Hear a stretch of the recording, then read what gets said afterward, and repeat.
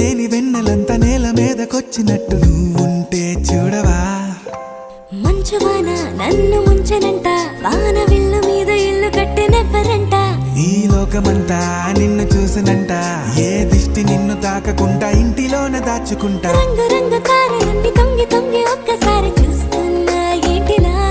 ఆ పైన లేని వెన్నెలంత నేల మీదకొచ్చినట్టు నువ్వు